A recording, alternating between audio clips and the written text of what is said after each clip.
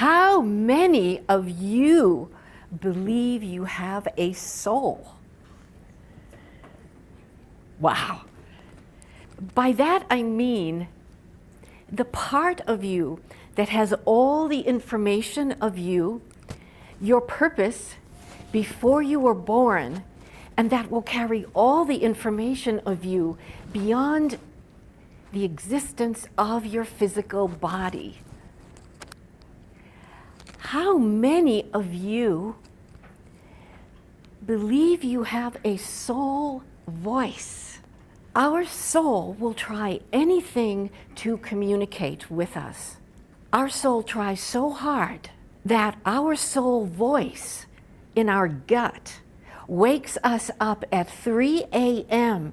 to transform our greatest challenge. Your soul may communicate to you while driving to work.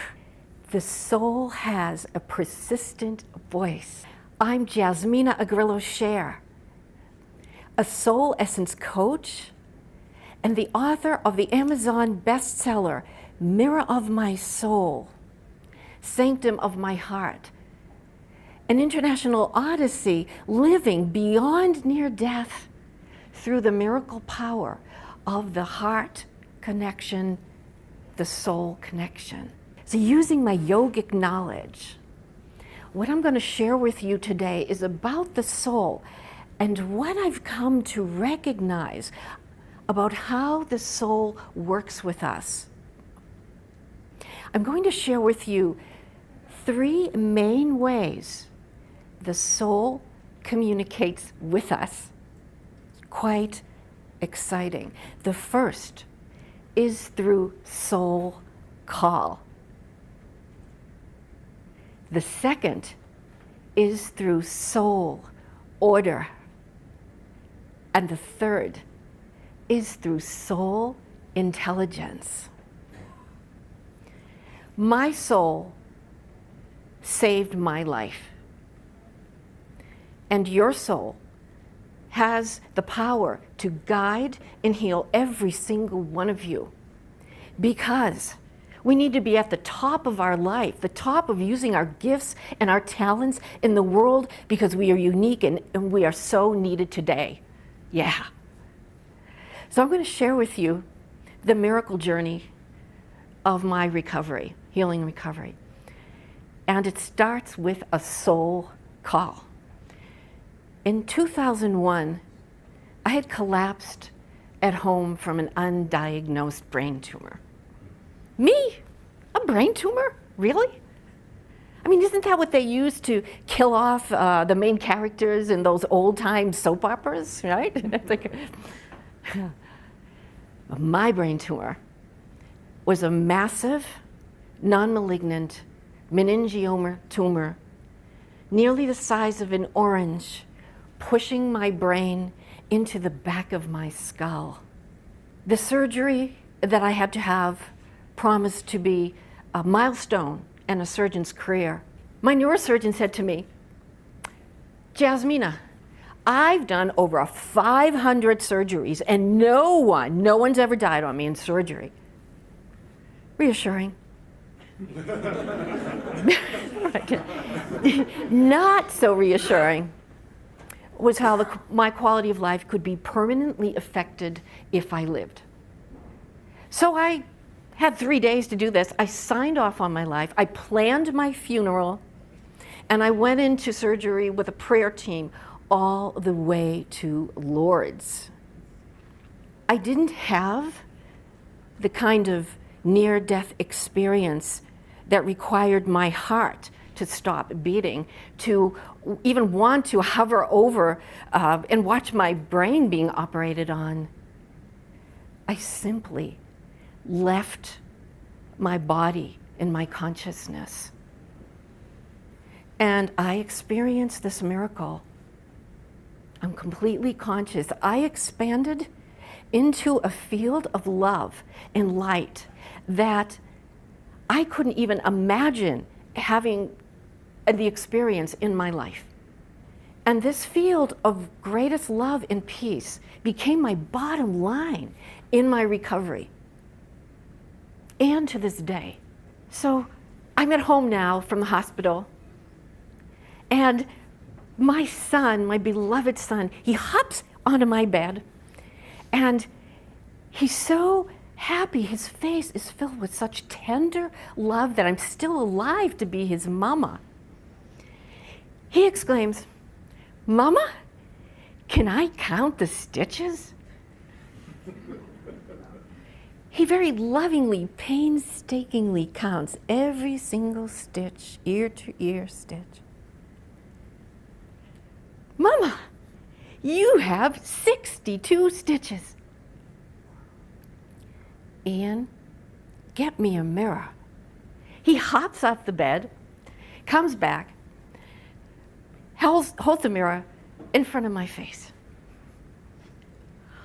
Oh my God! I look like Frankenstein's bride. I see the 62 stitches laid out like railroad tracks going over the bald head I now have had. And then I also see 2 titanium screws. Their shape can be seen through the repositioned skin at my temples. And I'm thinking, okay, I'm gonna be the best Frankenstein's bride that I can be in this new incarnation. And you know, I have an older brother, okay? So we're in the hospital, and my brother says, "Hey, when they operated on you, they gave you a facelift. When they repositioned the skin over your forehead, they took out the wrinkles." Like, whoa. Thanks, brothers, right?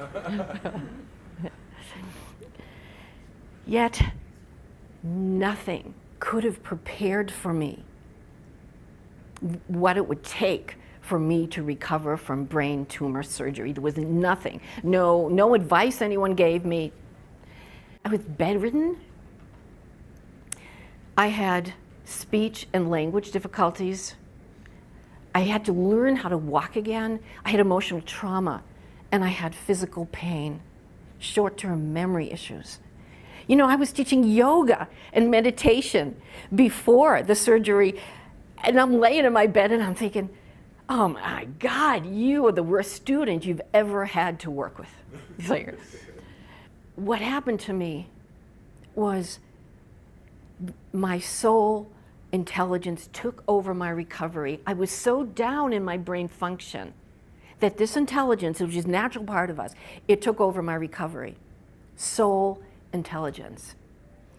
And it became my method to repattern, to give me advice, to guide my life. When I had anxiety and worry, I felt that. I saw that actually in my heart. I saw my heart light up and send a stream of light straight up through the center of my body into my brain, bending off into space. When that happened, I felt this peace in my emotions, big for me, big miracle, more clarity in my thoughts, and more control over my body, and there's a reason why that happened. So I want to show you what happens to the heart when we have an emotion that's stressful, like anxiety and worry. This is what it does. This is what I saw. So you can imagine what this does. You know, it's kind of like dumping acid in you. And for me, I was so sensitive to having seizures, it caused seizures. And so I was onto it. I'm onto it. My soul is a powerful messenger, every single one of us here, and guides us. Also, our soul talks to us so much, and we hear it every day. If we're not so stressed, if we're not in our heads thinking all these thoughts and emotions, literally we have this amazing guidepost that is our soul, holds all the abilities that we have, and that it holds our purpose, why we're here. So also, a really extraordinary second function of the soul is the soul order. A soul order is when we put in a request to transform a reaction, to receive guidance for healing, to attract what we want, or whatever our request may be. And it is actually a spiritual law. That's how natural we get a response from this. My experience of that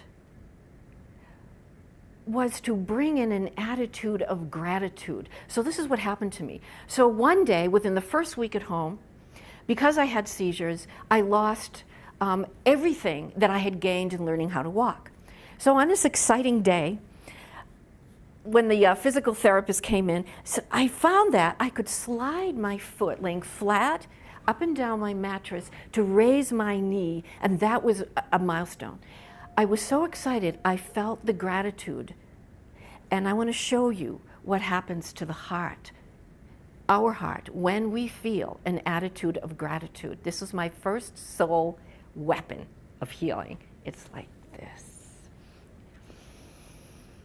Okay?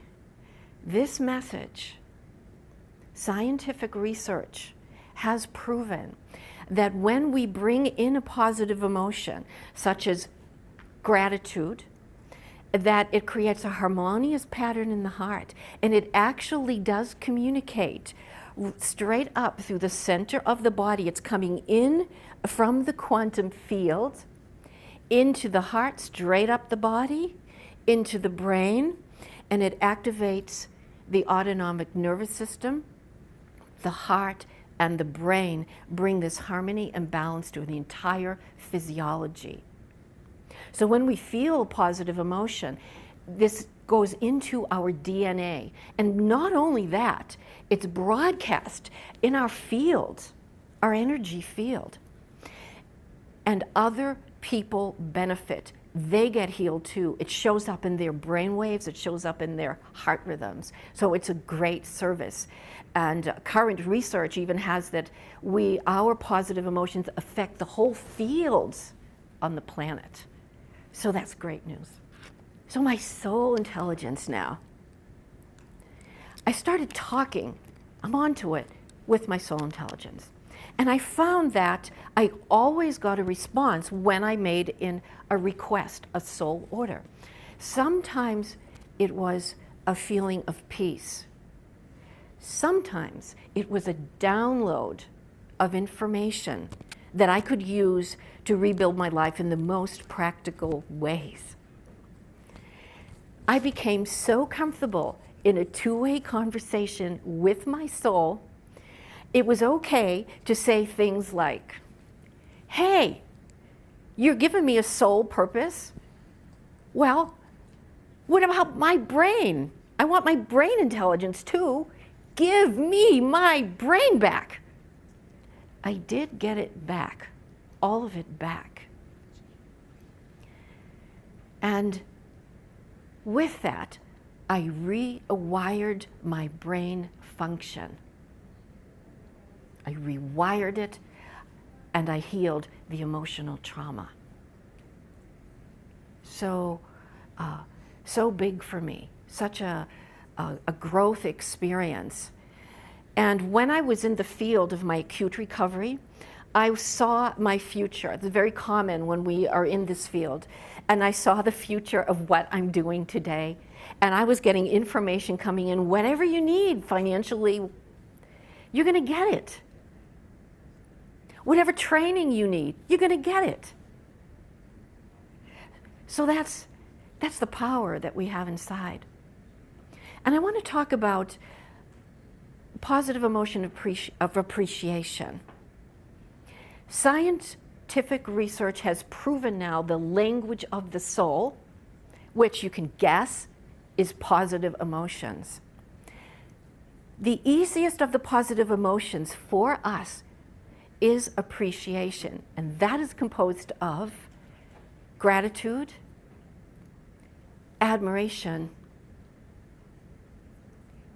and awe. That was my bottom line. However, there's another one. This is more of a secret one. The most powerful, science has proven this one is the most powerful of them all, and that is forgiveness. Forgiveness is composed of the frequencies of compassion and understanding. What forgiveness brings. This is really, really significant. Freedom, joy, and through extensive scientific research, miracles at all levels: soul, heart, mind, body. It's us.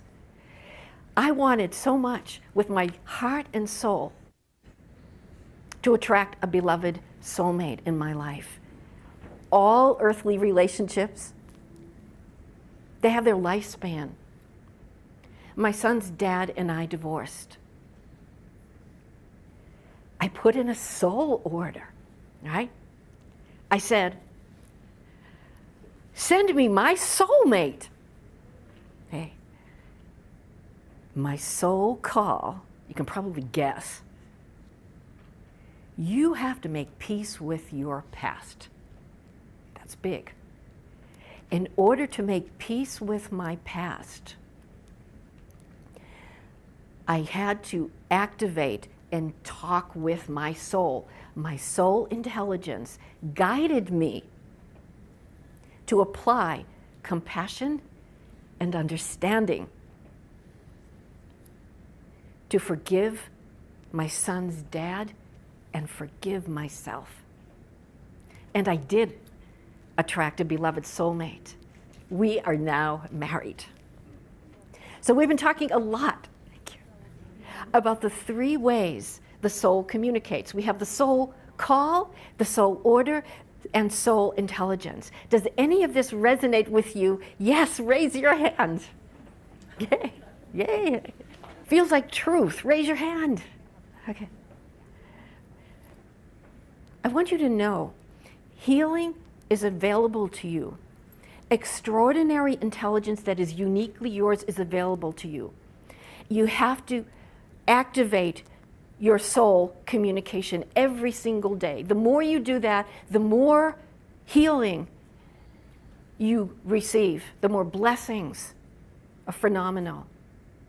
So promise me, okay? Are you going to do this? Yes. Yes.